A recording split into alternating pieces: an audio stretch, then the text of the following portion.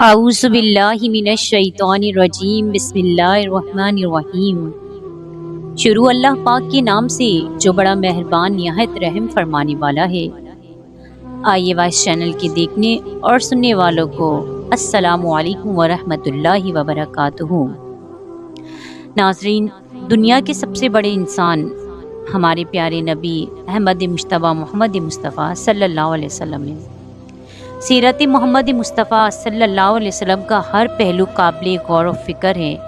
سیرت کے ان پہلوؤں کو دیکھتے ہوئے ہر شخص زبانی دل سے پکار اٹھتا ہے کہ آپ صلی اللہ علیہ وسلم سب سے بڑے انسان ہیں۔ اسی طرح شاعر نے بھی کچھ اس طرح لکھا ہے: سب سے اعلیٰ وہ اعلیٰ ہمارا نبی، سب سے بالا وہ اعلیٰ ہمارا نبی، اپنے مولا کا پیارا ہمارا نبی، دونوں عالم کا دولہا ہمارا نبی، جس کی دو بوندیں ہیں کوثر و سلسبیل، ہے وہ رحمت کا دریا ہمارا نبی۔ کون دیتا ہے دینے کو منہ چاہیے، دینے والا ہے سچا ہمارا نبی۔ لامکاں تک اجالا جس کا وہی، ہر مکاں کا اجالا ہمارا نبی۔ انبیاء سے کروں عرض کیوں حال کو، کیا نبی ہے تمہارا ہمارا نبی، جس نے ٹکڑے کیے ہیں قمر کے وہی، نور وحدت کا ٹکڑا ہمارا نبی۔ سب چمک والے اجلوں میں چمکا لیے، اندھے شیشوں میں چمکا ہمارا نبی۔ کیا خبر کتنے تارے کھلے چھپ گئے، پر نہ ڈوبے نہ ڈوبا ہمارا نبی۔ کسی نے ام المومنین حضرت عائشہ صدیقہ رضی اللہ تعالیٰ عنہ سے پوچھا کہ حضور انور صلی اللہ علیہ وسلم کے اخلاق کیسے تھے؟ انہوں نے کہا، کیا تم نے قرآن نہیں پڑھا؟ جو کچھ قرآن میں ہے وہ حضور صلی اللہ علیہ وسلم کے اخلاق تھے۔ غرض آپ صلی اللہ علیہ وسلم کی ساری زندگی قرآن پاک کی عملی تفسیر تھی، اور یہ بھی آپ صلی اللہ علیہ وسلم کا معجزہ ہے کہ خود قرآن پاک میں اللہ تعالیٰ نے اس کی شہادت دی اور کہا، بے شک اے محمد صلی اللہ علیہ وسلم آپ حسن اخلاق کے بڑے رتبے پر ہیں۔ نبی کریم صلی اللہ علیہ وسلم نہایت خاکسار، ملنسار، مہربان اور رحم دل تھے۔ چھوٹے بڑے سب سے محبت کرتے، نہایت سخی اور فیاض تھے، امکان بھر سب کی درخواست پوری کرتے، تمام عمر کسی کے سوال پر نہیں کہا، خود بھوکے رہتے اور دوسروں کو کھلاتے۔ ایک مرتبہ ایک صحابی کی شادی ہوئی، ان کے پاس ولیمے کا کچھ سامان نہ تھا۔ حضور صلی اللہ علیہ وسلم نے ان سے فرمایا کہ عائشہ کے پاس جاؤ اور آٹے کی ٹوکری مانگ کر لاؤ۔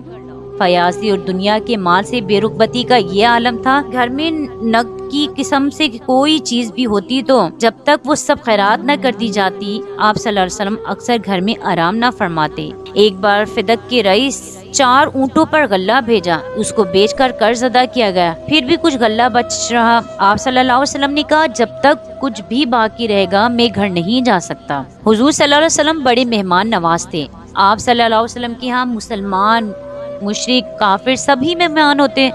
آپ صلی اللہ علیہ وسلم سب کی خاطر کرتے اور خود ہی سب کی خدمت کرتے۔ ایک مرتبہ آپ صلی اللہ علیہ وسلم کے یہاں ایک غیر مسلم شخص مہمان ہوا۔ آپ صلی اللہ علیہ وسلم نے ایک بکری کا دودھ اس کو پلایا، وہ سب پی گیا۔ آپ صلی اللہ علیہ وسلم نے دوسری بکری منگوائی، یہ اس کا بھی دودھ پی گیا۔ غیر 7 بکریوں تک نوبت آئی۔ جب تک اس کا پیٹ نہ بھر گیا آپ دودھ پلاتے گئے۔ راتوں کو اٹھ کر مہمانوں کی دیکھ بھال فرماتے کہ ان کو کوئی تکلیف تو نہیں۔ گھر میں رہتے تو گھر کے کام کاج اپنے ہاتھوں سے کرتے، اپنے پھٹے کپڑے خود ہی سی لیتے، اپنے پھٹے جوتوں کو خود گانٹ لیتے، بکریوں کا دودھ اپنے ہاتھوں سے دھوتے، مجمع میں بیٹھتے تو سب کے برابر ہو کر بیٹھتے۔ آپ صلی اللہ علیہ وسلم یتیموں سے محبت رکھتے اور ان کے ساتھ بھلائی کی تاکید کرتے۔ فرمایا، مسلمانوں کا سب سے اچھا گھر وہ ہے جس میں کسی یتیم بچے کے ساتھ بھلائی کی جا رہی ہو، اور سب سے خراب گھر وہ ہے جس میں کسی یتیم کے ساتھ برائی کی جاتی ہو۔ آپ صلی اللہ علیہ وسلم مظلوموں کی فریاد سنتے اور انصاف کے ساتھ ان کا حق دلاتے، کمزوروں پر رحم کھاتے، بے کسوں کا سہارا بنتے، مقروضوں کا قرض ادا کرتے۔ حکم تھا کہ جو مسلمان مر جائے اور اپنے ذمے قرض چھوڑ جائے تو مجھے اطلاع دو، میں اس کا ادا کروں گا، اور وہ جو ترکہ چھوڑ جائے وہ وارثوں کا حق ہے، مجھے اس سے کوئی مطلب نہیں۔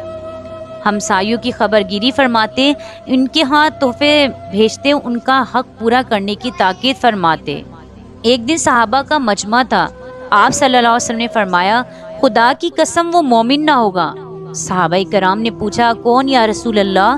فرمایا وہ جس کا پڑوسی اس کی شرارتوں سے بچا ہوا نہ ہو۔ آپ صلی اللہ علیہ وسلم اپنے پڑوسیوں کے گھر جا کر ان کے کام کراتے، جو بھی آپ صلی اللہ علیہ وسلم سے کسی کام کے لیے کہتا اس کو پورا فرماتے۔ مدینے کی کنیزیں آپ صلی اللہ علیہ وسلم کی خدمت میں آتی اور کہتی یا رسول اللہ میرا یہ کام ہے۔ آپ صلی اللہ علیہ وسلم فوراً اٹھ کر کھڑے ہوتے اور ان کا کام کر دیتے۔ بیوہ ہو یا مسکین یا کوئی اور ضرورت مند، سبھی کی ضرورتوں کو آپ پورا فرماتے اور دوسروں کے کام کرنے میں آڑ محسوس نہ فرماتے۔ بچوں سے بڑی محبت فرماتے، ان کو چومتے اور پیار کرتے۔ فصل کا نیا میوہ سب سے کم عمر بچہ جو اس وقت موجود ہوتا اس کو دیتے۔ راستے میں بچے مل جاتے تو خود ان کو سلام فرماتے۔ اسلام سے پہلے عورتیں ہمیشہ کمتری و ذلت میں مبتلا رہیں۔ سیدنا حضور علیہ الصلوۃ والسلام نے ان پر بہت احسان فرمایا، ان کے حقوق مقرر فرمائے اور اپنے برتاؤ سے ظاہر فرما دیا کہ یہ طبقہ حقیر نہیں ہے بلکہ عزت اور ہمدردی کے لائق ہے۔ کیسی عجیب بات ہے کہ ایک فوج کا جرنیل جس نے مسلسل 9 برس لڑائیوں میں گزارے اور جس نے کبھی لڑائی کے میدان سے منہ نہیں موڑا، اس نے اپنے دشمن پر بھی کبھی تلوار نہیں اٹھائی اور نہ کبھی اپنے ہاتھ سے کسی پر وار کیا۔ آپ صلی اللہ علیہ وسلم کبھی کسی کا احسان لینا گوارا نہ فرماتے۔ حضرت ابو بکر صدیق رضی اللہ تعالیٰ عنہ نے ہجرت کے وقت سواری کے لیے اونٹ پیش کیا تو آپ صلی اللہ علیہ وسلم نے اس کی قیمت ادا فرمائی۔ آپ صلی اللہ علیہ وسلم لین دین کے معاملات میں بہت صاف تھے، فرمایا کرتے کہ سب سے بہتر لوگ وہ ہیں جو قرض کو اچھی طرح سے ادا کرتے ہیں۔ ایک دفعہ کسی سے آپ صلی اللہ علیہ وسلم نے اونٹ قرض لیا، جب واپس کیا تو اس سے بہتر اونٹ واپس کیا۔ ایک بار کسی سے ایک پیالہ عاریت لیا، اتفاق سے وہ گم ہو گیا تو آپ صلی اللہ علیہ وسلم نے اس کی قیمت ادا فرمائی۔ سچائی آپ صلی اللہ علیہ وسلم کی ایک ایسی صفت تھی کہ دشمن بھی اس کو مانتے تھے۔ ابو جہل کہا کرتا تھا محمد صلی اللہ علیہ وسلم میں تم کو جھوٹا نہیں کہتا، البتہ تم جو کچھ کہتے ہو اس کو صحیح نہیں سمجھتا۔ حضور صلی اللہ علیہ وسلم نے یوں تو مختلف اوقات میں مختلف لباس زیبتن فرمائے جو مختلف رنگوں کے تھے، لیکن عام طور پر آپ صلی اللہ علیہ وسلم کو سفید رنگ کا لباس زیادہ مرغوب تھا۔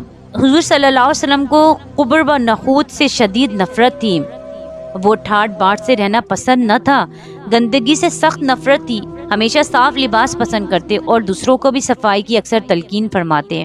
آپ صلی اللہ علیہ وسلم نے خود فرمایا میں تو بس اللہ کا بندہ ہوں اور بندوں کی طرح لباس پہنتا ہوں۔ آپ صلی اللہ علیہ وسلم کے استعمال میں بیشتر تہبند کرتا اور امامہ رہا۔ کرتے کی آستینیں نہ بہت کشادہ ہوتی نہ تنگ ہوتی، عموماً بھر تہبند استعمال فرمایا، تاہم پاجامہ پر پسندیدگی کا اظہار فرمایا۔ آپ کی سیرت و کردار ہمارے لیے بہترین عملی نمونہ ہے جس پر چل کر ہم اپنی زندگی کو بہتر بنا سکتے ہیں، اور آپ صلی اللہ علیہ وسلم کے اسوہ حسنہ کو اپنا کر ہی ہم کامیابی حاصل کر سکتے ہیں۔ اللہ تعالیٰ سے دعا ہے کہ ہم سب کو نبی پاک صلی اللہ علیہ وسلم کے نقش قدم پر چلنے کی توفیق عطا فرمائے، آمین۔ ناظرین، آپ کو یہ ویڈیو پسند آئے تو اسے لائک کریں اور شیئر کریں اور اپنی رائے سے ہمیں آگاہ ضرور کریں، اور ہمارے چینل کو سبسکرائب کرنا مت بھولیے گا۔ شکریہ۔